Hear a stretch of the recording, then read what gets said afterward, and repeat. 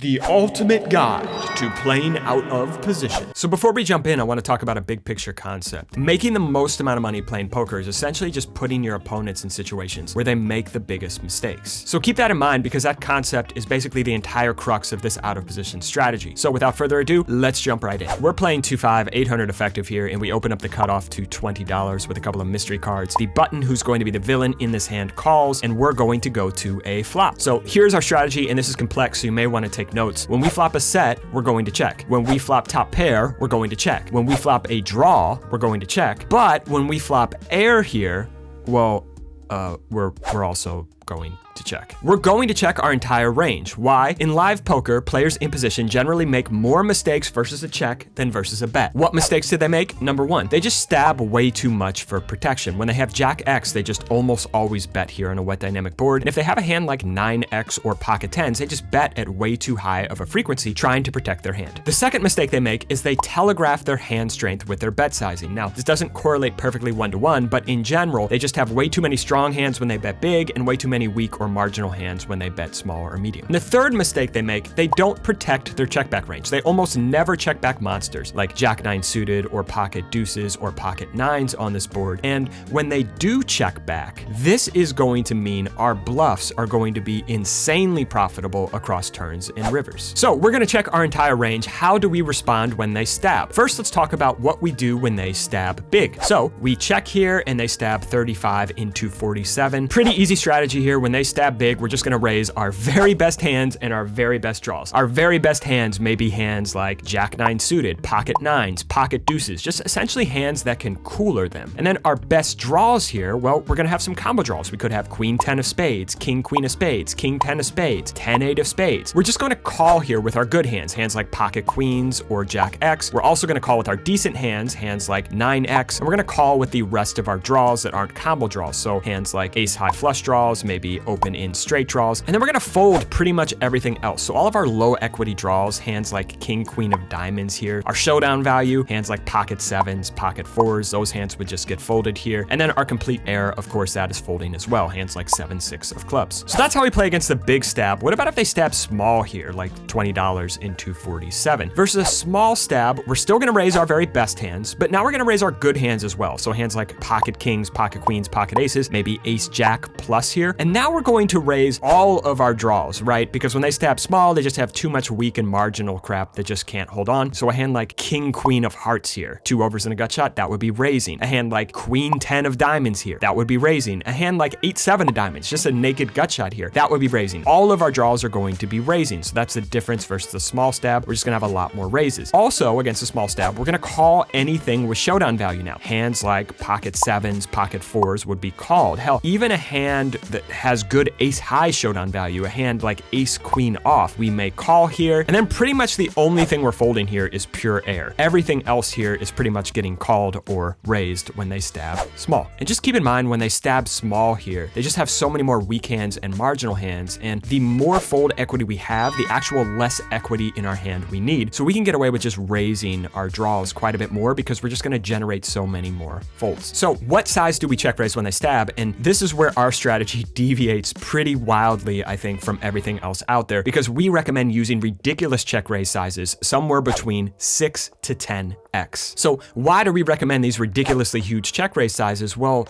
in a vacuum, our opponents just play worse against these huge sizes than they do against the standard 3 to 4x check raise. And remember, we want to put our opponents in nodes where they make the biggest mistakes. Essentially, they are inelastic here with their good hands and good draws. Whether we go 3x or whether we go 10x, they're calling to one raise one time, no matter what. Let me give an example to show just how big of mistakes they're making. Let's say this board was ace 7 deuce rainbow, and they stabbed for $20, and we check raised 8x to $160. And let's say the button flatted here with a hand like ace king or ace queen to our cutoff open. How often do you think they're supposed to fold ace king or ace queen on this board? To an 8x check raise? Maybe sometimes, right? Maybe 25, 30, 40. maybe 50%, right?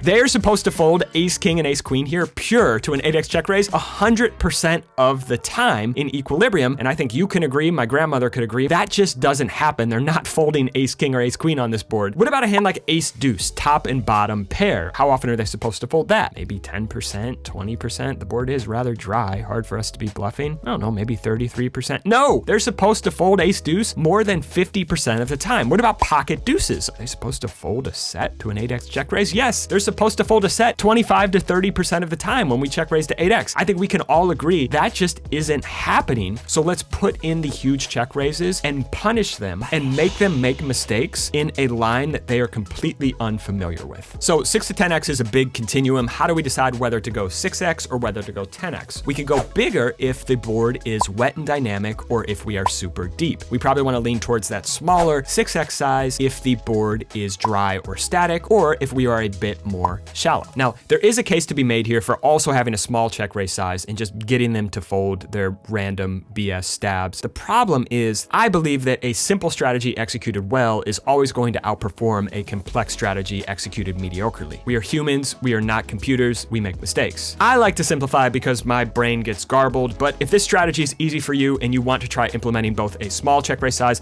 and a big check raise size, go ahead. So let's talk about how to play turns after we check raise. Let's say we check to them on the flop, they stab small, we check raise big, and they call. How do we play turns? First, let's separate our hands into 3 different categories: low equity bluffs, high equity bluffs, and value hands. So low equity bluffs would be draws that have less than 8 outs to make our hand, maybe like a gut shot. So what are we doing on the turn with low equity draws? In general, we're just going to give up because we think, yes, they do have mostly a weaker range, medium strength hands that they're just protecting when they bet small, but now we've check raised to 8 to 10x, right? So once they call that check raise, well, we have to reassess what their range is. Now their range is just going to be much stronger, right? So with our low equity draws, remember, the less fold equity we have, the more equity in our hand we need. And we think after they call this big check raise, well, we have a little bit less fold equity now. They probably have a better hand, and we just don't have that much equity to improve if we have less than 8 outs to make our hand. So with our low equity bluffs, we are just going to be giving up on turns. That doesn't mean we're giving up on the entire hand. If the turn goes check, check, we still have options. We can obviously bluff the river, but in general, we're not going to barrel off here. So now let's talk about our high equity draws here, draws with 8 or more outs to improve. So maybe a flush draw or a combo draw, something like that here. How do we decide if we're going to keep barreling the turn? Well, first of all, we are just going to give up on a couple turns. If the turn pairs the board or the turn brings in a one-liner to a straight, we are just going to check and give up. It doesn't mean we're giving up on the hand. If our opponent checks back, we have some options on the river. If our opponent bets small, we can call and try to realize, etc. But these are going to, in general, be bad cards for us to continue barreling. When the board pairs, now our opponent can have trips, they can have full houses, and they just get a little bit more inelastic with top pair hands. They just fall in love with those a little bit more because their hand looks stronger and it's harder for us to have a very strong hand. But that's going to be very few turns. So most turns, we are going to continue barreling with our high equity draws. In general, with our high equity draws, when we're going to be continuing on turns, the goal is to maximize fold equity. So we need to decide if we're playing a 3-street game or a 2-street game. And the way to decide that is after we check raise this flop, are we going to have enough behind if we bet this turn again for a big river bluff? And when we have a bluff, I like to make sure that on the river, we have at least an overbet behind because we want to maximize that fold equity on the river. And no matter what size we bet here on this turn, even if we bet, say, $150 here on this turn, we're not going to have enough to have that big overbet behind. So in general, a good rule of thumb here is if the SPR is less than 2, I like to play a 2-street game. So here, the SPR is less than 2. So I'm just going to jam and try to maximize fold equity, try to get weak Jack X hands to fold and just go for it here on this turn because we're not going to have enough behind on the river. Well, when can we play a 3-street game with our bluffs? Well, let's say we start this hand 1400 effective instead of 800 effective. So here we check raise the flop, we go to a turn, and now in this situation, we can decide with our high equity bluff to play a 3-street game because the best bluff, remember, we talked about this before, the best bluff is a bluff where they call the flop, call the turn, and fold the river. And we can choose a size here on the turn where they're going to continue with their Jack X, they're going to continue with their draws, and then we can get a lot of that stuff to fold on the river because we're going to have that big big, scary overbet behind. So on this turn here, if we bet, say, 200 and our opponent calls, well, look, the pot is going to be 847 going to the river, and we're going to have nearly 1,000 behind, and that's going to be a very scary bet for them if they have a hand like Queen Jack or Jack 10. And besides that, we're just going to get the instant folds from their flush draws, their open and straight draws that call the turn and fold the river. So we want to play a 3-street game if we can structure the SPR to have that big, scary overbet behind on the river with our high equity draws. Finally, let's talk about value, and value is going to be pretty simple. We want to go big if our hand needs protection, and we want to go small if our hand is kind of invulnerable. Let's look at an example here where we check raise the flop, and notice here on the flop, just a small nuance here. When we have value, when we have a hand like pocket nines or pocket deuces, I'm already thinking about the turn SPR here. So we started this hand 800 effective. I may go a little bit bigger. Notice here with a value on the flop, I went 10x, and with my bluffs, I went 8x. That doesn't necessarily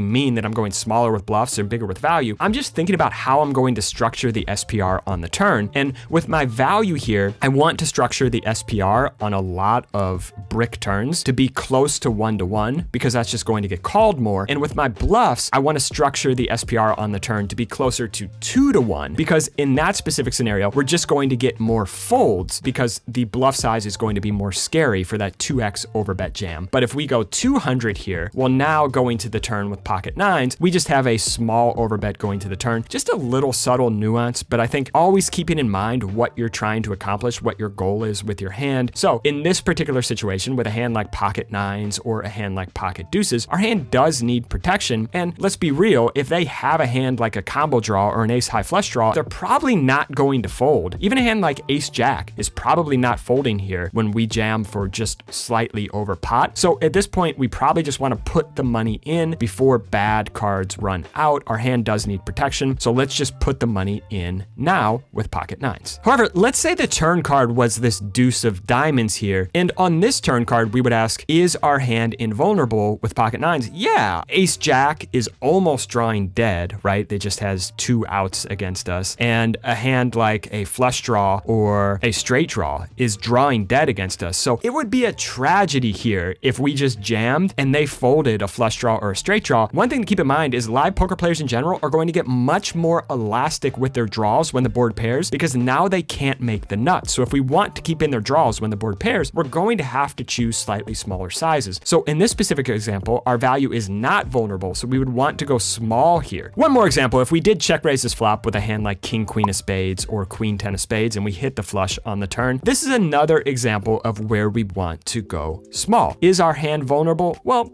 of course, a flush could roll off, right? A 4 flush could roll off and they could make a better hand. But in general, our hand is not that vulnerable here. And it would be a tragedy if they folded a hand like ace jack or king jack here, which is drawing dead, or if they do have a spade very, very thinly against us. So we would consider our hand invulnerable and we would want to go small again to make sure that they don't fold hands like jack X here on this turn. All right, so now we know how to play turns if they bet the flop and we check raise, but what if the flop goes check, right? What if they check back? So let's talk about my favorite part of this strategy. What happens when the flop goes check? So we check to them on the flop, they check back, turn is a blank. So let's think about what their range is when they check back this flop. Showdown value type hands like pocket sixes, pocket fives, pocket eights, maybe some 9x, pocket tens, or they're going to have a bunch of air. So let's think about what happens if. Well, if we start betting here, they're going to call with their showdown value and fold their air. But what happens if we check? Well, if we check, they're going to stab a lot of the time with their showdown value because people think if they have pocket sixes here, what does it look like we have? It looks like we have a hand like ace king. So they're just going to start stabbing a lot to protect their hand if they didn't stab on the flop. So their showdown value is going to stab here at a high frequency. And their air, well, if they did check back the flop with a complete air, with a complete whiff, they checked back because they didn't want to start like a 3-street bluff. Well, now we've just given them even more rope. So if we check this turn, a lot of their range to check back flop is now going to stab. Their air is going to stab and their showdown value is going to stab at a high frequency. So on turn blanks, we are going to want to do a lot of checking. So let's say we check to them, they stab on this turn. What are we going to do with all of our hands? Well, pretty simple. Our good hands are just going to be raising. So top pair, top kicker plus, ace jack, pocket queens, pocket nines, pocket deuces, jack nine suited. Now, all of our draws here are going to be raising. So whether we have a combo draw like queen 10 of spades or king queen queen of spades, or whether we just have a naked gut shot, we are going to be raising all of our draws here on this turn. Why? Well, when they check back the flop, they just don't have any super strong hands like jack nine suited, pocket nines, pocket deuces. Occasionally, they could have a hand like pocket threes, but besides pocket threes here, when we check raise the turn and pile in all the money on the river, they just don't have many hands that can call us down. So remember, when we have a draw, the more fold equity we have, the less equity in our hand we need, and we may not have a ton of fold equity on the turn, but we're going to have a bunch of fold equity on the river, and the best bluff is the bluff where they call the turn and then